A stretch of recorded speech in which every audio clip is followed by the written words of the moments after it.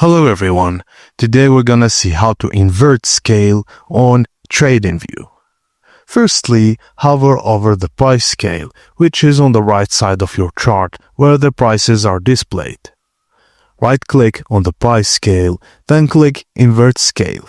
A check mark will appear next to it, and your price chart will now show price increases from top to bottom instead of bottom to top. To revert back, just right-click again, then uncheck Invert Scale button. This feature is useful for comparing inverse instruments or looking at price action from a different perspective. And if you need more help combining it with any specific indicators or chart styles, let me know in the comment. Thank you for watching, and please don't forget to like and subscribe for more.